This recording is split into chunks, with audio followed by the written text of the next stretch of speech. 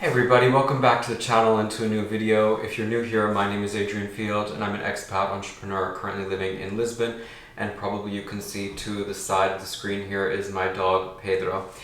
And I don't know, he seems to be really fascinated by me recording videos, so he may be popping in and out. Anyway, I wanted to come on and make a new video today. The subject of this video is going to be about the best and I guess worst places that I've lived as a digital nomad, because I have been living this, I guess you could call it a lifestyle, for 9 years basically, since I left Los Angeles and moved to Mexico. And like I said in my previous video, I've lived in so many places. In Mexico I lived in Tulum, then San Miguel de Allende, then from there I moved to Chiang Mai in Thailand, from there to Bali, and then Bali to Portugal. And like I said in my last video, I am considering and kind of starting the process of leaving Portugal to move to Spain. I actually have my appointment on Monday. I'm recording this video on Saturday, I think today is, but I live in like a time warp. I have an appointment on Monday at the Spanish embassy to really like take the first step in this process, which is getting an NIE, like a numero something extranjero. And then with that, basically I can apply for a residency digital nomad visa from within Spain, which will give me 3 years on that visa, which is really great. And the process is really quickly, like in 20 business days, unlike here in Portugal where it can take basically forever. So I am starting that step. Like I said in this video, I want to dive into the places that I've lived before, but I also want to address the most recent video that I made, because it did cause a little bit of debate in the comments section, which I had to moderate because I don't really like put up with gratuitous negativity. I just don't see the point. It seemed like some Portuguese people got offended, but I'm really confused by that, because in the video it really was not my intention, nor do I think that it was in my words that I said anything bad about Portugal. I was really just talking about me personally, that I feel more culturally aligned to Spain, and was giving my reasons for that. But you know, I've also been thinking a lot, and I guess because now this potential move is coming up and like I'm taking steps towards it, I'm really reflecting on the last 3 years here and the life that I've built here. And like I believe I said in that last video, I've not had a bad time in Portugal. Like I actually really like the life that I built here. And when I look around, for example, my apartment, you know, I'm surrounded by things that I like and things that I've kind of collected over the 3 years to make this my home. So it's really not a decision that I am taking lightly, and I'm not even 100% yet on that decision, but I am moving forward just to give myself all the options basically at this point. But anyway, let's dive into, like I said, so on my digital nomad journey, I have lived in so many places. When I left America about 9 years ago, I moved very first to Tulum. And I'm sure many of you know Tulum because it's now like entered the popular global lexicon as this sort of gypset, cool international place. When I moved there 9 years ago, it already had that renown, but it was still way more low-key than it has become. Like at the time that I moved there 9 years ago, I was renting, like it was like a half a house, I'd like to call it, because I was renting the top floor of a house in the jungle, and it was a 1-bedroom, small, but had everything I needed, was already furnished, and I was paying 10,000 Mexican pesos per month, which is around 500 US dollars. And it was my very first kind of experience, like as a full-fledged digital nomad, because I'd already been having a very international lifestyle basically since 22 years old. I started my first business at that age in India and would travel back and forth between America and India. But I never had the ability until my business grew that I could feel fully confident that I could leave America and run my business from anywhere. So my first choice was Tulum. And why was it Tulum in the whole grand scheme of things? Well, basically I had visited Playa del Carmen a few times, which is the next town up from Tulum. And so I was kind of familiar with that area, and I thought, you know, Mexico is kind of an easy, I guess, first step because it's not very far from the United States.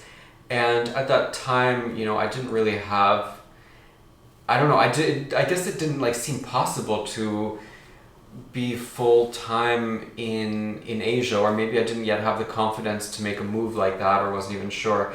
But anyway, I think that, you know, Tulum at that time, it was a pretty cool, chill place. it's funny because it was developing so fast that in the year and a half that I was there from the beginning, I was like one of the only houses on my block in this jungle, and by the time I left a year and a half later, it was totally developed. There were houses everywhere, and that development trend has just continued completely unabated. I haven't been back to Tulum since I left, but when I see, you know, even the Google Maps, I can see how much they have developed in terms of building roads and building houses. And I think that it's probably lost a lot of the like really super chill, laid back kind of feel that it had, and it's probably kind of become Cancunified. If you get what I mean, like it's become too commodified, whereas there were still places, you know, I used to basically spend most of my time in the Tulum Pueblo, so I didn't go down to the beach that often. I had a motorbike as my main mode of transportation, a little Mexican Italica bike that I think I bought for under $2,000 new. And, you know, I just had a really easygoing life there. Every day I would wake up and go to the cafe in town. It was called Del Cielo. That's where I would go literally almost every day. Or there was like one or two other places sometimes I would vary it with if that place was too busy, but that was kind of like my spot. And I just had this really chill routine, and I ate out for every single meal, every single day, and it was so cheap. Living there, I don't think I spent more than probably $1,500 a month maximum at the time, and even that kind of seems like probably it was a lot if my rent was only $500, and then probably food was maybe $500 or $600. So yeah, it was definitely like well less than $1,500 a month, and there was nothing to really shop or buy in Tulum. Like if you wanted to go shopping, I guess you'd have to take the bus to Playa del Carmen. That's how I would get around, actually, besides my little motorbike, which I only used to go into town and to go to the beach if I needed or wanted to go into Playa del Carmen. I would take one of those, what were they called? I think like a colectivo, like the minivan buses that you paid 50 pesos, like $2 to you know, go into Playa. And I think, you know, it was a really chill time for me, and I kind of lived like a hippie. I was really into yoga at the time, and there was a lot of sort of alternative things like that. So I feel like I really kind of found that community that fit sort of who I was at the time. Now, the only kind of drawbacks that I felt specifically about Tulum was, first of all, it's kind of crazy, but like the heat and the humidity really started to get to me, and it was just like draining me. That it felt like too hot to really be outside. I'm not actually so much a beach person. Strangely, I don't know why I've been so attracted to living in islands and tropical places, but I would go to the beach maybe once a week, if that. The other amount of time, I think I was just kind of like hanging out in town or in my jungle home, basically, in the air conditioning.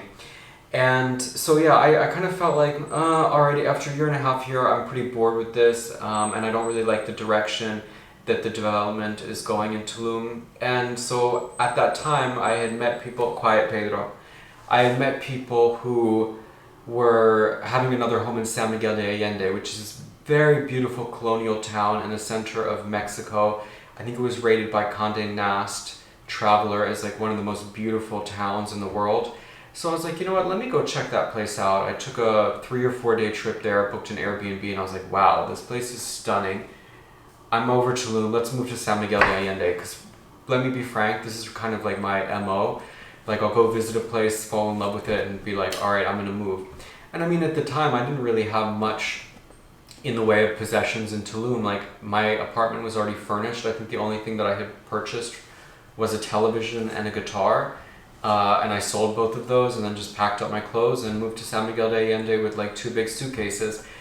And I have to say, since we're on the subject of Mexico and I'm going to get into San Miguel, that in Mexico as a digital nomad, one of the like positive things is that it's really easy to rent an apartment. Like I think I had just paid like maybe first and last month, and they don't do, obviously, like there's no credit check. It's not like it is here in Portugal, which I'll get into as I'm talking about Portugal, where, you know, it can be really aggressive and challenging to get an apartment. Basically, like if you show up to a place and you have the money to pay for the first and last month, they're gonna like trust that you can pay for the place. They don't ask for pay stubs or ask for any documentation. At least that was my case in both the places that I lived in Mexico. So I arrived in San Miguel. I think that I found on Facebook, though to be honest, I don't even remember how I found the home that I ended up renting in San Miguel de Allende. But I found this beautiful 3-story colonial home in the center of the old town. It was fully furnished. I think I paid first and last month rent, and I think the rent was around $1,500 US, which was obviously like a big jump from I was paying $500 a month in Tulum, and then I moved into this place that was far more expensive. But I thought like, okay, maybe I need to live in a nicer place to feel inspired, also to upgrade my life and not just feel like when life is too easy, you're kind of not pushed to like grow anymore, and that's sort of how I was feeling in Tulum. So I found this beautiful place, and I was sort of like building my routine in San Miguel, and it was kind of like really challenging because at that time, at least in San Miguel, there were not many young people. Like San Miguel de Allende, it's known for drawing a lot of retirees, especially like Americans and Canadians who go there and buy homes. So I never really met, I had like one Mexican friend my age, but I wasn't meeting many people, and like I would go to the gym and I would feel like I was in like a geriatric kind of a situation. Like it was just, I was young at the time. I was like 28 years old, I think. So I just wasn't meeting people very easily, but the town itself was absolutely stunning. I think it had some of the most beautiful sunsets I've ever seen in my life. And again, the architecture was gorgeous, and I love Mexican food. In San Miguel, you have tons of options for food. So I was like quite pleased about that. But I was living in this big house, and basically, long story short, I got robbed. My house was broken into one night. I was sleeping. My bedroom was on the 3rd floor of the house. And these people entered in through a little open window, or actually, the window wasn't open, but they opened an unlocked window basically on the 1st floor. So a very small person, probably a child, crawled through the window, opened the front door, and this was like a planned operation. I think it was the people who had come to repair my water heater the week before and scoped it out. Anyway, so people came in, basically robbed everything that was on the 1st floor. They even stole my shoes. Like, who does that? Who steals sneakers? I don't know. But they stole everything of consequence. However, they did not go past the 1st floor. They left me sleeping. They left me unharmed, thank God. And it was really traumatic. When I woke up the next morning, went downstairs, and was really confused that why was my door open? And then I turned my head, why is my TV gone? And then I was like, it just hit me like a ton of bricks, like, holy shit, I've been robbed. And they had stolen basically my bag that had all my documentation in it as well, my passport, my everything. So I was hysterical, and I left San Miguel de Allende that day, got a bus to Mexico City. I actually had one credit card and my phone because that was like in a separate place upstairs.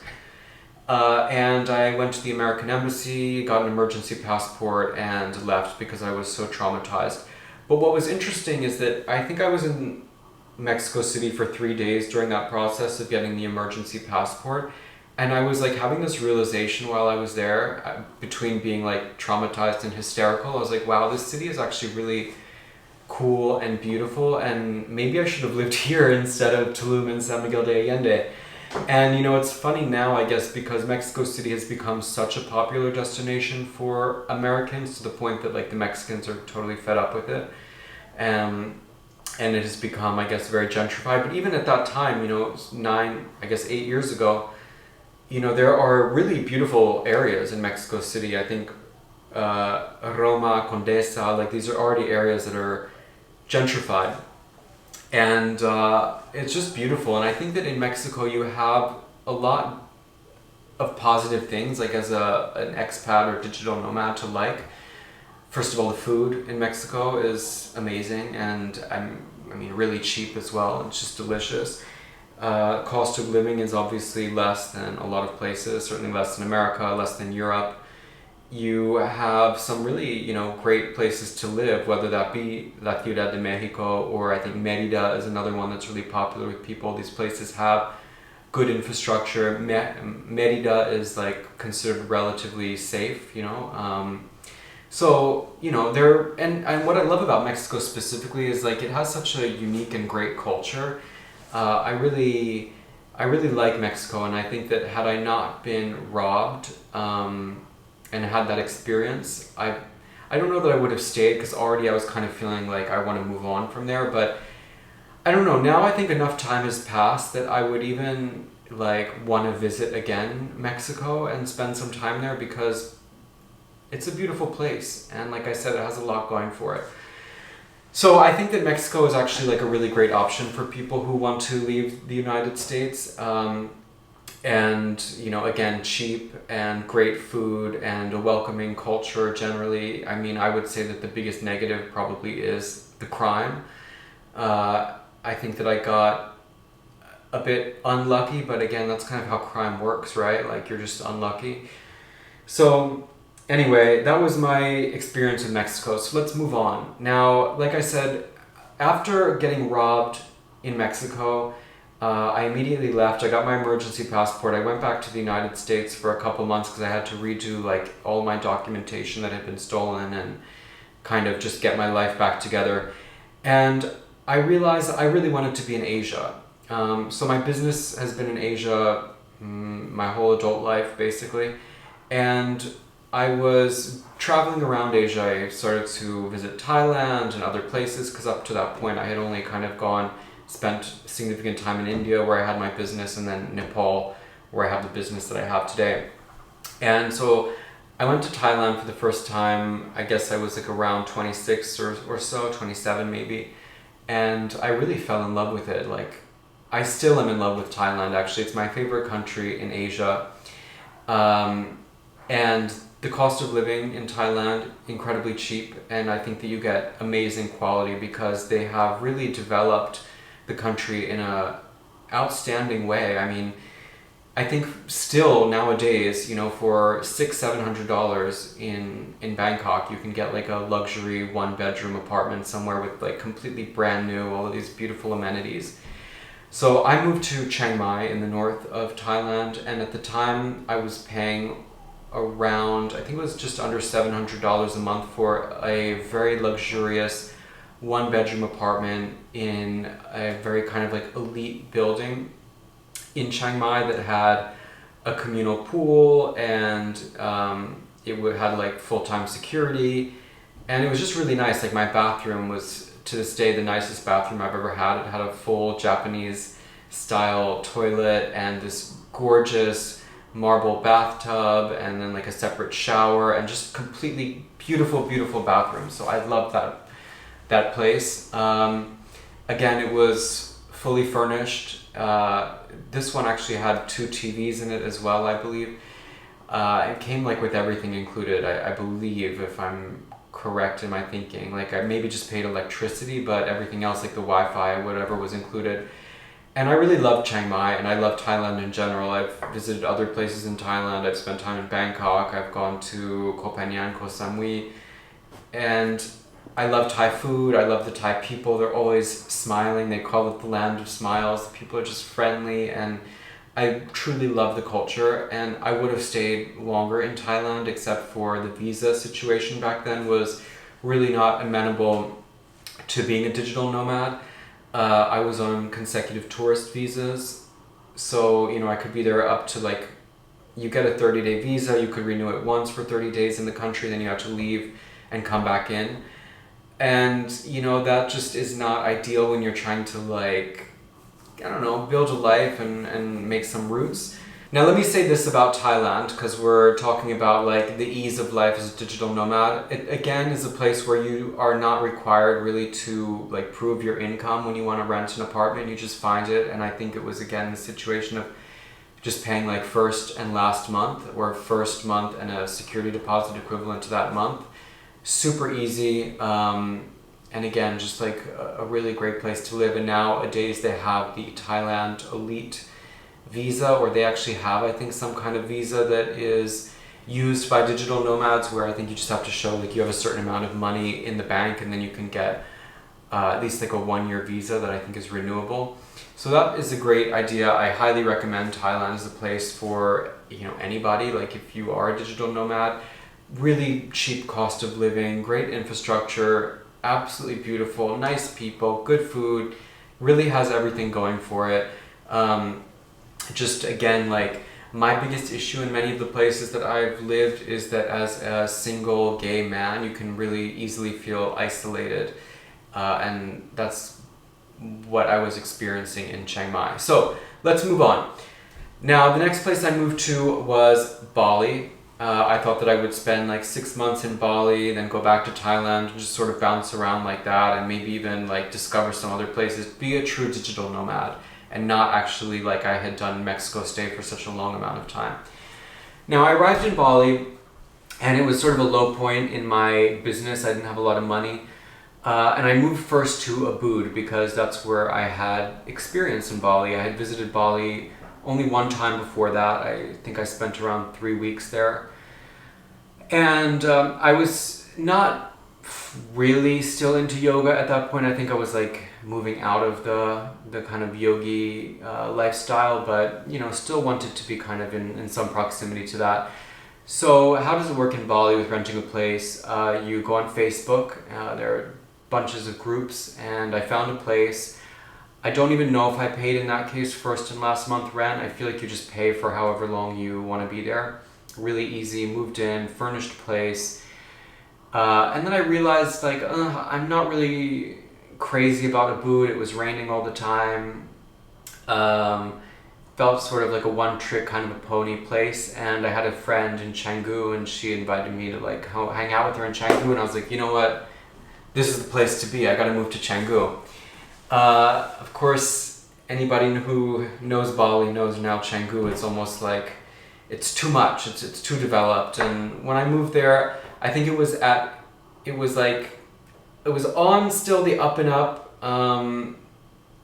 Not so like crazy saturated like it was today, but definitely already popular. So the first place I lived there was like I have to say like a shitty little guest house, but that cost nothing. I think I paid like $300 a month, and it was just a room like with a bed and a bathroom that wasn't very nice, and that was it. Like, but they were super nice, and you know, the cleaning is included in that, so I mean, you can't beat the price. But then kind of my experience in Bali was sort of just like a gradual improvement in lifestyle that I guess looking back on it happened kind of quickly, because I didn't even stay in that guest house very long, maybe like 3 months maximum, before I found a nicer place. And at that time, like, as it is even more so nowadays, like the competition in Bali for living places can be really fierce. And even this is pre-COVID days. I remember like visiting a place where they wanted almost like $700, whatever the equivalent in rupiah was at the time, for like a bedroom in like a larger place. And I remember thinking like, that's so crazy when I was paying that much to be in a luxury condo in Chiang Mai. But anyway, so I found a place. I think it was around, let's say $500 or $600 a month. And it was still like a room in a guest house, but it was closed off because it was the downstairs area. It had its own separate entrance. And I really made it mine. Like I spent some money to like fix it up and make it nice. And I stayed there probably around, I want to say like, maybe up to 6 months if it was that long. And then COVID hit and everything got really cheap in Bali because everybody left, but I was still there. I was staying. I was on these like, at the time they were just extending everybody's visa because it was COVID. And then I realized like, maybe, you know, I should figure out a way that I have some real status in Bali, and I ended up getting a kitas, but that's a whole different subject. Kitas meaning a residency permit. So from there I moved to a 1-bedroom villa, like a private enclosed 1-bedroom villa, had its own pool, a really gorgeous, big, beautiful bathroom, little tiny kitchen that was kind of unusable. I kind of used it more as like my office. I had my computer there. I never cooked in Bali. Like I would go out every meal every day. And that was a nice place. That was for sure an upgrade. And I was paying 100 million rupiah per year for that place. And I think that I negotiated to pay like a certain amount up front and then a certain amount maybe like 3 months later to get to pay the full 100 million.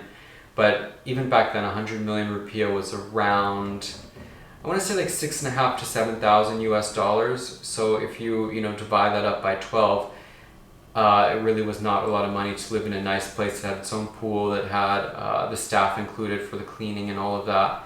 And that was a great place. And then I felt like, okay, I've outgrown that spot. Let me see what else is out there. And then that's when I probably reached like the apex of my Bali experience, and maybe, hopefully not my whole life, but certainly that was like the highest trajectory that I think I had been. I found a villa. Again, this was like a Facebook find that was a 3-bedroom, 3-bathroom with its own big pool, 2 stories, so had a view of a rice field. Just a gorgeous place. I mean, if you guys have followed me a long time, you know that house. I made many videos in that house and about the house. And the first year's rent was 150 million rupiah, which at the time was equivalent to about 10,000 US dollars. Again, this was still COVID time, so that was a really great price. Now, the way that rentals for villas work in Bali is that you almost always have to pay the full year up front, or generally whatever is the lease duration. So like, let's say if you sign a 2-year lease, sometimes they'll want the full 2 years up front. That will come down to your negotiation skills, but very rarely will you be able to pay per month. Like when you have a 1-year lease, it means you've got to have that money ready up front in cash. And then I spent money like to really beautify that place and to make it my own. I swapped out all of the old fixtures that had really ugly fans, for example. I completely redecorated it. I spent, some good money. I probably spent a few $1,000s at least to fix it up and to make it beautiful. Completely redid the garden, for example. And it was just a beautiful home. Bali has a lot to offer for digital nomads, I guess. Of course, the cost of living is still cheaper than Europe. I know Bali has become more expensive, but look, there's just no comparison to what it costs to live in America or in Europe. Food is amazing in Bali. You can get everything delivered to you with the Grab food and Gojek and all of that. I never once cooked in Bali. My life was just almost like too easy. I mean, I lived like a retired person. All I did was go to the gym, play tennis, get massages. If I wanted to get my hair cut, I called the guy to come to my house because I was too lazy to go out and deal with the traffic. I could have my acupuncturist come to the house. I mean, the acupuncturist for 90 minutes with a massage, it was 300,000 rupiah. That was giving a tip because I think he only charged like 200 or 250, and I would always pay more. Comes out to like $20. Here, if I want to go to the acupuncturist, I go to like a not great place and I pay 55 euros and there's no massage. So, the quality of life is just so incomparable, and there are times when I seriously miss the luxury that lifestyle afforded me. Now, the thing that's not luxurious is the infrastructure in Bali. The fact that when you leave your beautiful compound or your home or whatever, you are dealing with pollution and you're dealing with like, the heat and the humidity in the daytime and being stuck in motorbike traffic, and all of that can be quite draining, which is why I think towards the end of my time in Bali, I didn't want to leave my house, and if I left my house, it was only to be in the direct neighborhood, basically, because if I would take a drive to Canggu from where I lived in Korobakan/Umalas, it just exhausted me. Being stuck in the traffic and breathing in the fumes and all of that, it was just sensory overload. But, I still think Bali is a really special place. I'll always have a place for Bali in my heart. But I would say for digital nomads, it's kind of, you've got to really be careful. First of all, they've cracked down a lot on people abusing the residency visa system or the tourist visa system for whatever. You cannot be there on a non-lucrative visa, like a tourist visa, and be doing anything in Bali. And I never was, for example, but I would always get scared even making these videos. If they just don't like you for any reason, they can just ruin your life and deport you, basically. And when I had to renew my kitas after 2 years, I was called in for an extended interrogation in the immigration office that lasted almost 6 hours, and it was just so stressful, feeling like I've built this castle on sand because this could all be just taken away from me if they decide. And they asked me about my videos, I think, or they Googled me, and I had to justify like what I was doing in Bali and what was my business about, for which I had the kitas, and it was just a very, very uncomfortable situation. And I really had tried to be in line with all the rules. We had the virtual office that we paid per year. I had an accountant that I paid per month to make sure that we were compliant with everything. But it's a tough system to navigate when you're a foreigner, and so you need like a fixer or an agent or a lawyer or whatever to work all of those things for you. But it's gotten much harder, I think, to obtain a kitas. And I guess nowadays, if you're a digital nomad, it's okay to be on what they call the social visa, but that kind of has some issues as well because it's a single entry. So as soon as you leave, the visa's canceled and you've got to do it again. And that doesn't really make it so conducive for digital nomads, especially if you want to kind of be on the move. And yes, I guess you can come in and out with a tourist visa, extended. So you do have options, but when it comes to building a long-term life in a place like Bali, I just couldn't see myself there forever. On one hand, it was almost too easy of an existence, and I was afraid like time was just going by without me even realizing it. And I have no ambition to really like do much more because I feel like I've already reached the apex of life. Like I don't need a bigger house. I already have staff. What's more for me to like work towards, So, I think that was part of my reason that ultimately I decided to leave, but the main reason was really that I just kind of became isolated in Bali, and I didn't really have much of a social life there. Again, this goes back to, I think, being single and gay. It was really hard for me to build anything there, even though I had, relationships and I would meet guys every once in a while. It just really wasn't the place to be. And hence, here I am in Portugal. And like I said in my previous video, I came to Portugal for the visa because I really wanted to be in Spain. At the time when I did this 3 years ago, Spain didn't have a digital nomad visa. Now they do.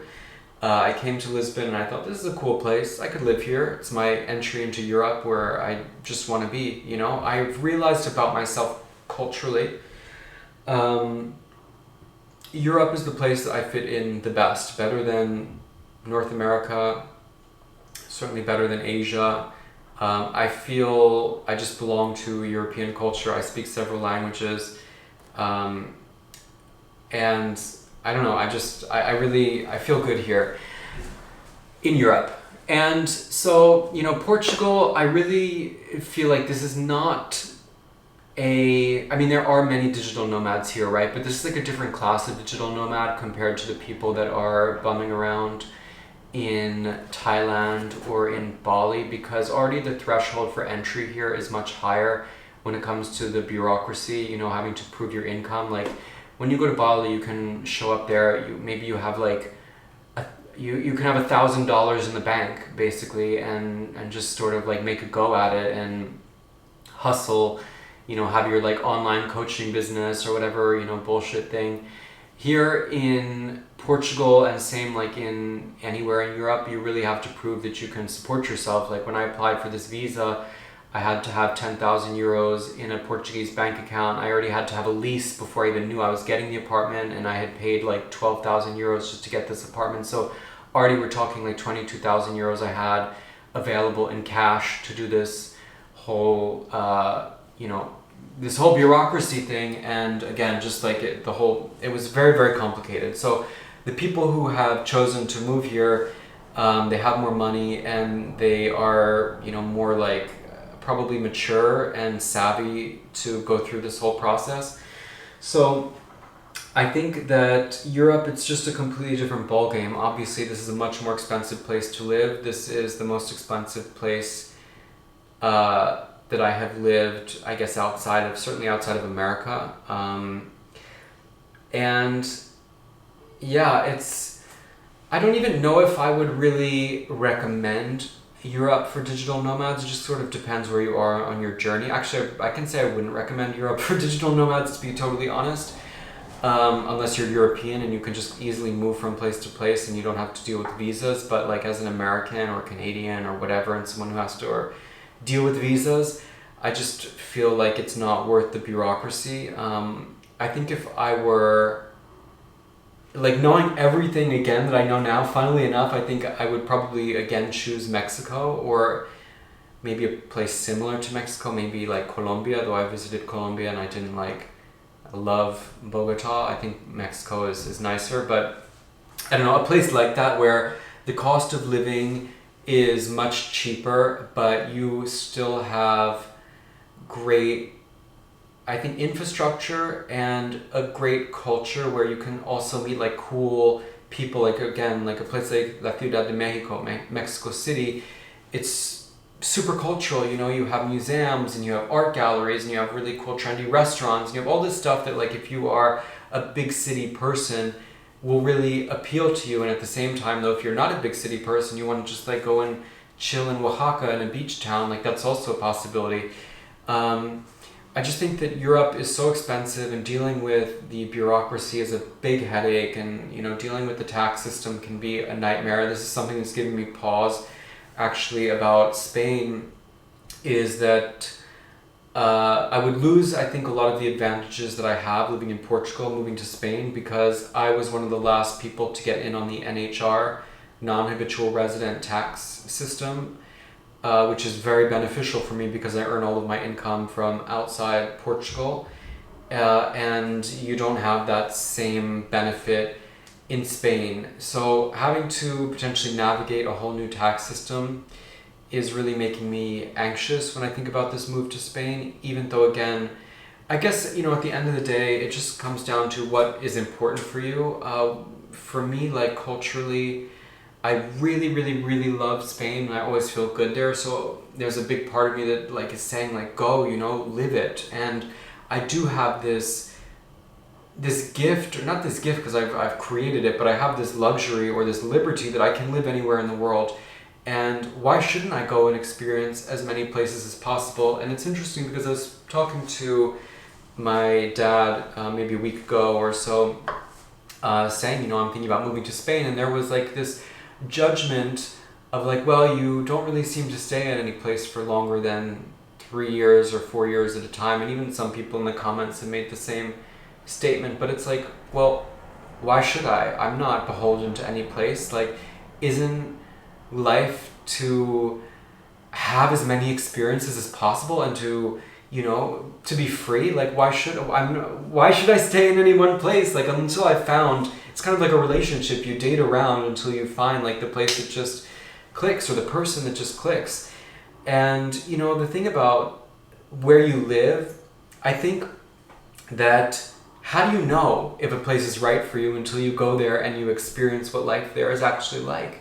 You know, otherwise it's just like, okay, you can visit a place for a short amount of time, or you see it, you know, in videos or whatever, but you don't know until you're actually there. And most people don't have the freedom that I have and maybe that others have, where you can literally just pick up and go, you know, place to place. And I don't know, to me that kind of makes life interesting, because I will admit I do have these feelings like after I've been somewhere for a few years of like, okay, well, what's next? Like, how can I grow more? And I do have trouble sitting in like when life gets like too quiet or too easy, it almost feels like I've got to shake things up. But on the other hand, right now, I would say like in these last couple weeks, I'm also having this sort of sense of peace when I look around, like I said in the beginning of this video, when I look around my apartment and I think like I'm surrounded by things that I have bought and, you know, to make this my home and to make it comfortable. And it's okay to also just like chill and enjoy that, and enjoy the connections that I've made and the friendships and whatever. So, you know, for me, Portugal by no means is a regret, and I've been content here.